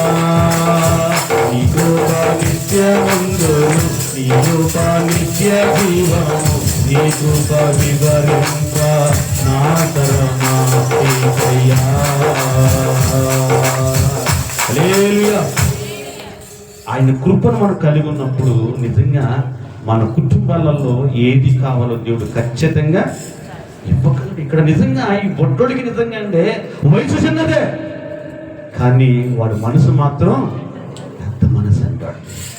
అంటే ఎదుటి వానికి పెట్టాలి అన్న మనసు వచ్చేసింది. ఈరోజు మన కుటుంబాలలో ఎందుకు లోటు అవుతుంది, ఎందుకు మన కరువైపోతున్నానంటే ఇదిగో మన జీవితాలలో పెట్టలేని నిజమైన ఆలోచించండి పిల్లలు ఈ విషయాలు. ఇకపోతే ఈ బొడ్డోడు ఇచ్చాడు. ఎన్ని ఇచ్చాడు? 5 రొట్టెలు 2 చేపలు దేవుడు దీవించాడు. దీవించిన తర్వాత అందరికి పంచిపెట్టారండి. అందరికీ పంచిపెట్టారు. బాగా వినండి. అంటే దేవుని ప్రణాళికలో ఈ బొడ్డోడు ఒక భాగంగా పనిచేశాడు. దేవుని ప్రణాళికలో ఈ బొడ్డోడు ఒక భాగంగా పని చేశాడు. స్తోత్రం కలుగును గాక. ఇక రెండో విషయం ఏంటంటే రెండో విషయం ఏంటంటే బాగా వినండి. ఈ సుమారు 5,000 మంది తినంగంటే 12 గంపలు ఎత్తారు. ఎన్ని గంపలంట? అక్కడ రాయకూడదు ఏంటంటే మీరు ఏమి నష్టపడక, ఏంటంట మీరు ఏది నష్టపడక మిగిలిన వాటిని ఎత్తండి, మిగిలిన వాటిని ఎత్తండి. ఇక్కడ మంచి మాట చెప్తాను, బాగా వినండి. ఇది ఒకటి చెప్పి ప్రార్థన చేస్తారు, టైం అయిపోతుంది. నేను మిగతా నేను చెప్పలేను, నా వల్ల కాదు, కానీ బాగా వినండి. చాలామంది ఇందా చెప్పారు కదా, భోజనం తర్వాత ఏం చేస్తారంట? ఏం చేస్తారు భోజనం తర్వాత? చెప్పరేమంటే ప్రార్థన చేస్తాంగా ప్రార్థన చేస్తామా? ప్రార్థన చేస్తాం. ఇప్పుడు మీరు ఏమి నష్టపడక అన్నాడు. మీరు ఏమి నష్టపడక అంటే ఇప్పుడు మనం నష్టపోయే ప్రమాదం ఉంది. ఇక్కడ చెప్పరేమంటే మనం నష్టపోయే ప్రమాదం ఉందంటారా లేదంటారా? చెప్పమని సార్, ఉందంటారా లేదంటారా? మాకు చాలా రేస్ ఉన్నాయి మా కుటుంబంలో. మనం ఏం చేస్తాం చెప్పన్నా? కొన్ని చేస్తాం పడితే పడింది బాగానే ఉంది, కానీ నువ్వేం చేసావు? ప్రార్థన ప్రార్థన చేసావు. నువ్వేం చేసావు? ప్రార్థన చేసావు. ప్రభువా ఈ ఆహారాన్ని దీవించు. ఇప్పుడు యేసు ప్రభువారు ఆశీర్వదించిన ఆహారాన్ని నష్టం చేయొద్దు, దాన్ని ఎత్తండి అన్నాడు. అవునా? ఎత్తండి అన్నాడు. నష్టం చేయొద్దు, ఎత్తండి అన్నాడు. ఇప్పుడు నువ్వు ఆశీర్వాదం కోరుకున్న ఆహారాన్ని నువ్వు కాలంలో పడేస్తున్నావు అంటే ఇప్పుడు నీకు నష్టం వస్తుందంటారా రావట్లేదంటారా? చెప్పండి, చెప్పండి. నష్టమే. అప్పుడు నువ్వు ఏది చేసినా నీ కుటుంబంలో ఏది ఆశీర్వదించబడదు. స్తోత్రం కలుగును గాక. ఇక రెండోది ఏంటంటే దీనికి నువ్వు ఖచ్చితంగా లెక్క చెప్పాల్సిందే. నేను అప్పుడప్పుడు చూస్తుంటా, నీకు మనం తిన్న తర్వాత తినేటప్పుడు కూడా ప్లేట్లో ఒక్క మెట్టు కూడా లేకుండా తినాలి శుభ్రంగా. ఆఫీస్ గిన్నె నాకండి ఏం కాదు, గిన్నెనే నాకనే తక్కువ. అన్నది పెరిగా తింటారు, ఏళ్ళు ఎట్ట అంటారు ఇట్లా గట్టి ఇల్లు గట్టి ఏళ్ళు లాగుతారు. ఏళ్ళు ఉంటే నేను ఒకసారి అయితే ఏళ్ళు పెడతా గట్టిగా గట్టి లేతారు ఏళ్ళు. ఏళ్ళతో పోతుంది లేదు ఒకసారి అయితే. స్తోత్రం కలుగును గాక. అంటే దాంట్లో ఉండేదంటే దాంట్లో రుచి ఆస్వాదించడం, దాంట్లో రుచి ఏం చేస్తా ఆస్వాదించడం. ఎట్లా అన్నారుగా అబ్బా దోతలు ఎవరిని పోతున్నా కదా చూసాలకి. అరే బాబు కొద్ది అట్లా ఇదే ఇది చాలా టేస్ట్గా ఉండదు. ఎందుకు? ముగింపు కదా ఇదేంటి, ఇది ఫైనల్, ఇది స్తోత్రం కలుగును గాక.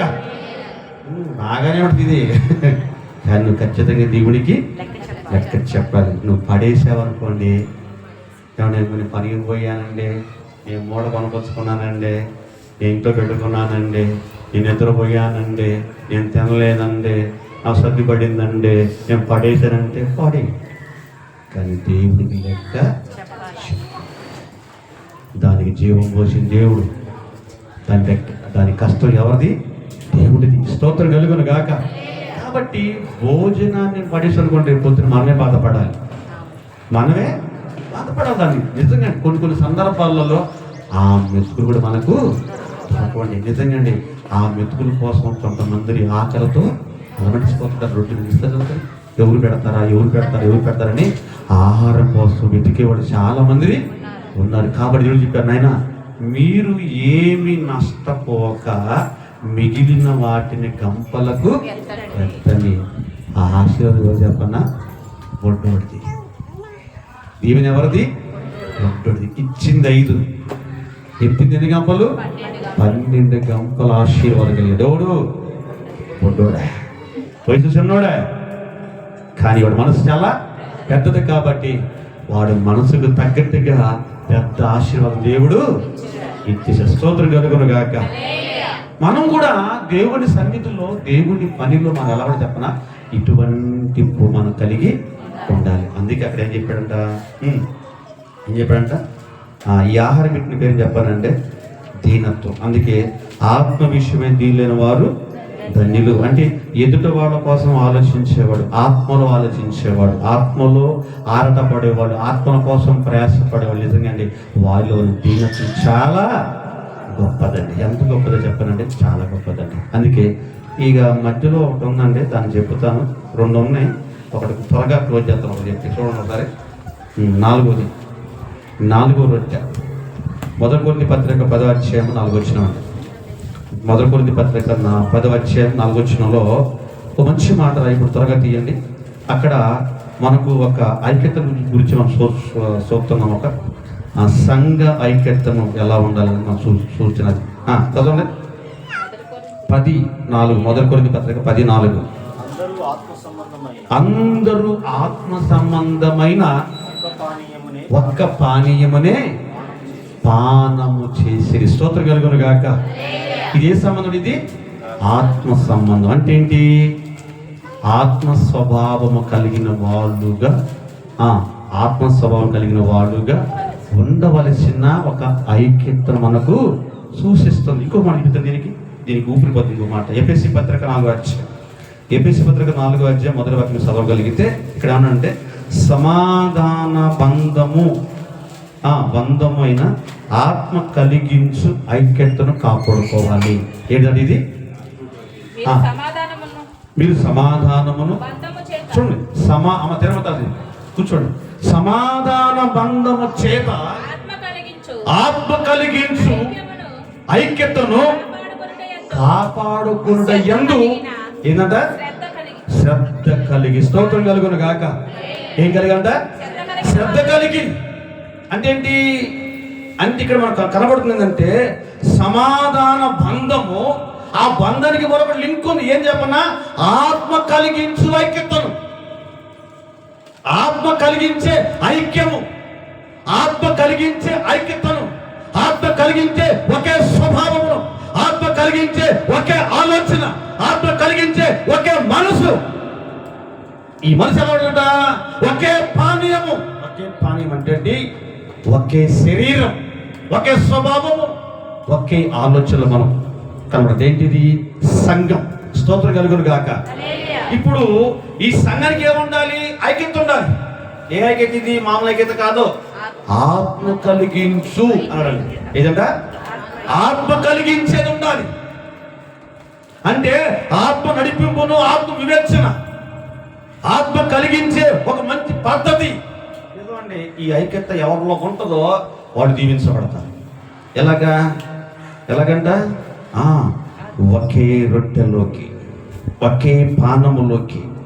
ఏమంటే ఆనాడు వాళ్ళు ఎలాగైతే పూజించారో మనం కూడా సహోదరులు ఐక్యత కలిగి నివసించట ఎంతో మేలు. స్తోత్రం కలుగును గాక. మీకు వచ్చేవారు చెప్తాను ఈ 5 ఏళ్ళ గురించి. ఈ 5 ఏళ్ళ గురించి మీకు వచ్చేవారు చెప్తాను. ఇక్కడే ఉంది, ఇక్కడ లింక్ వచ్చేవారు చెప్తా. చాలా గొప్పది అన్నమాట, చాలా గొప్పది. ఎందుకంటే ఏమన్నాడంటే ఆత్మ కలిగించే ఐక్యము కాపాడుకోవాలి. అంటే అందులో ఏం చేయాలంట? శ్రద్ధ కలిగి, శ్రద్ధ కలిగి, ప్రేమ కలిగి దాన్ని కాపాడుకోవాలి. అట్లాగా ఒకరితో ఒకరు. అందులో శ్రద్ధ ఉండాలి, అందులో ప్రేమ ఉండాలి, అందులో ఏముండాలంట? ఒకరితో ఒకరు ఐక్యమత్యం అంటే యూనిటీ బంధం. స్తోత్రం కలుగును గాక. ఇది లేకపోతే అందులోకి మనము పాలిభాగస్తులము. అందుకే మందిరానికి రావటం వల్ల 3 విషయాలు కలిగి మనకి. మందిరానికి రావటం వల్ల 3 విషయాలు. ఎన్ని విషయాలంట? 3 విషయాలు. ఒకటి, మొదటిది సన్నిధికి రావటానికి ప్రిపరేషన్ ఉండాలి. అంటే ఏంటి? సిద్ధపాటు. కుటుంబంతో సిద్ధపాటు. శనివారం రాత్రే కుటుంబంతో సిద్ధపడి, ప్రభా రేపు పునరుత్థానము నాయనా, నా కుటుంబంతో నువ్వేం సిద్ధపడుతున్నావో, నువ్వు నాకేది ఇస్తున్నావో, నేను ఏది పొందుకోవాలో అని శనివారం రాత్రే కుటుంబంతో ఏం చేయాలంట? ప్రార్థన పూర్వకంగా సిద్ధపాటు కలిగి రావాలి. ఎలా చెప్పనా? అందులో నా లోపం ఉండొచ్చు, అందులో పాపం ఉండొచ్చు, అందులో వ్యభిచారం ఉండొచ్చు, అందులో దొంగతనం ఉండొచ్చు, కానీ నేను సరి చేసుకోవాలి, నేను సరి చేయబడాలి. కాబట్టి నేను దీని కొరకే సిద్ధపడాలి. ఇది మొదటి ప్రిపరేషన్. స్తోత్రం కలుగును గాక. రెండోది దేవుడు నిన్ను ప్రేమించి ఏ వాక్యం ద్వారా నీతో మాట్లాడుతున్నాడో ఆ వాక్యం కొరకు నువ్వు సిద్ధపడాలి. అయ్యా, ఈ రోజు నాకు ఈ వాక్యం ఇచ్చావు ప్రభా, నీకు వందనాలు ప్రభా. ఈ వాక్యము ఈ వారమంతా నన్ను కాపాడాలి ప్రభా. ఏం చేయాలంట? ఆ విన్న వాక్యాల ప్రకారం ఏం చేయాలంట? సిద్ధపడాలి. స్తోత్రం కలుగును గాక. ఎలా సిద్ధపడాలి? ఆశతో, ఎలాగా? ప్రేమతో, ఎలాగా? ఆత్మ కలిగించు ఐక్యముతో. ఇది రెండవ ప్రిపరేషన్. మూడోది ఏం చెప్పనా? ఏదైతే నిన్ను నమ్మి నీ చేతులు పెట్టాడో దానిని నలుగురికి పంచిపెట్టడం. ఎలాగా? ఒక బొడ్డోడు లాగా. ఎలాగంట? ఒక బొడ్డోడు లాగా నలుగురికి పంచిపెట్టడం. అంటే నువ్వు తీసుకున్నది ఏదైతే ఉందో దానిని ఎదుట వారికి నువ్వు పంచి పెడితే వారిలో ఇది ఒక నూతన క్రియ ప్రారంభించబడుతుంటది. హల్లెలూయా. దాన్ని పెట్టి చెప్పన్నా ఆత్మల రక్షణ ప్రయాస అంటారు. ఏమంటారు దీన్ని? అందుకే ఒక వ్యక్తి యజమానుడు 10 గొర్రెలు కొనుకొచ్చాడు. ఎన్ని గొర్రెలు? 10 గొర్రెలు కొనుకొచ్చాడు. 10 గొర్రెలు 10 లాగానే ఉన్నాయా లేకపోతే ఏమన్నా అని చెప్పరే? ఇక చెప్పండి, అది మనకి అది చెప్పరు. 10 గోర్లు 10లానే ఉన్నాయా? 10 గోర్లు 20 అయింది, 20 కాస్త 30 అయింది, 30 కాస్త 40 అయింది, 40 కాస్త ఇట్లా పెంచుకుంటూ పోతాయి. ఎన్ని గొర్రెలు? 10 గొర్రెలే. ఎన్ని గొర్రెలు? 10 గొర్రెలే పెద్ద సమూహానికి దారి తీసింది. ఇప్పుడు ఇది మనకు అర్థమైతే, ఆత్మ కలిగించే ఐక్యమును కాపాడుకునేవాడు, ఆశ కలిగిన వాడు, ఆతృత కలిగిన వాడు, ప్రేమ కలిగిన వాడు, ఏం చెప్పనా, నువ్వు వృద్ధి చెందిందే కాకుండా నువ్వు ఎదుటి వాళ్ళని మందిరంలోకి నడిపించే ఆలోచన చేస్తావు అని దేవుడి జ్ఞాపకం చేస్తాడు. స్తోత్రం కలుగును గాక. ఒకవేళ ఇలాంటి పద్ధతి ఏమి లేకుండా అనుకోండి, ఒక మొండి సామెత ఉందండి. నేను ముగిస్తే అయిపోయింది, 1 గంట అయింది కదా, నేను క్లోజ్ చేస్తే అయిపోయింది, మిగతాది వచ్చేవాళ్ళని చెప్తాను. ఒక మొండి సామెత ఉంది. ఏం సామెత చెప్పనంటే, పిల్లలు పుట్టన వాడిని ఏమంటారు? గొడ్రాలు అంటారు. ఆనంద్ కూడా దౌర్భాగ్యరాగా పిల్లల కనలేదు, ఎందుకు ఫంక్షన్ పనికిరాదు, గొడ్డుబోతు మాకు అక్కర్లాగా దేవత అంటారు. ఎవరు? లోకస్తులు. ఎవరంట? లోకస్తులు పెట్టి పేరు అది. గొడ్డుబోతుంది, వద్ద పిలవదు ఫంక్షన్కే అంటారు. శివంతా అక్కడ పోతున్నాయి ఇట్లా అంటారు. ఇది ఒక భయంకరమైన నింద. ఇది మనకు అర్థమైతే ఈరోజు క్రైస్తవులలో గొడ్డుబోతు క్రైస్తవులు చాలా మంది ఉన్నారు. ఏ క్రైస్తవులు? గొడ్డుబోతు క్రైస్తవులు అంటే పిల్లలను కనని తండ్రులు, మగోడు కావచ్చు, ఆడవాళ్ళు కావచ్చు, వీళ్ళందరూ కనదలేదు. పిల్లల కన్నవాడు దేవుడికి కావాలి, పిల్లల కనేవాడు దేవుడికి కావాలి, పిల్లలకు ఊపిరి పోసేవాడే దేవుడికి కావాలి. అందుకే నువ్వు సంసారము కలిగిన తండ్రివై ఉండాలి, నువ్వు సంసారం కలిగిన తల్లివై ఉండాలి. ఎక్కడ? ఆత్మీయ సంతానం, శరీర సంతానం కాదు, ఆత్మీయ సంతానం, ఆత్మీయ అభివృద్ధి కలిగి ఉండాలి పిల్లల విషయంలో. ఒకవేళ కనకపోతే ఏమంటా నిన్ను చూసినా, శరీర సంబంధం పిల్లలు కనకపోతే నేను గుడ్డుపోతున్నప్పుడు రక్షణ పొందుకొని శరీరం తింటూ రక్తము తాగుతున్న నువ్వు ఒకవేళ పిల్లల కనకపోతే దేవుడు ఏమంటాడు? గొడ్రాలా. ఎంతకాలం నువ్వు ఉన్నావు రక్షణ పొంది, ఎంతవరకు నీ మూలంగా ఒక్క బిడ్డను కళ్ళకపోయావు ఆత్మీయంగా? ఎంతకాలం మందిరం వస్తున్నావు, ఒక్కను కళ్ళకపోయావు ఆత్మీయంగా? కనుక ఆత్మీయంగా పిల్లలను కనేవాళ్ళు దేవుడికి కావాలి. ఇది ఆత్మ కలిగించు ఐక్యతను కాపాడుకుని వాళ్ళు చేసే మొట్టమొదటిగా పని. ఇది 3వ ప్రిపరేషన్. ఇది కనుక వినటానికి సిద్ధపడాలి, వినేదానికి సిద్ధపడాలి, విన్నదాని ప్రకారంగా కంటానికి కూడా మనము సిద్ధపడాలి. ఇది దేవుని యొక్క ఉన్నతమైన ప్రణాళిక. 5 రొట్టెల సారాంశం మీకు చెప్పింది, 4 రొట్టెల. స్తోత్రం కలుగును గాక. కాబట్టి వచ్చే భాగం మరొక వారం మాట్లాడుతున్నాం. ఓకే, ఈ వాక్యం దేవుడు దీవించును గాక. ఆమె అందరి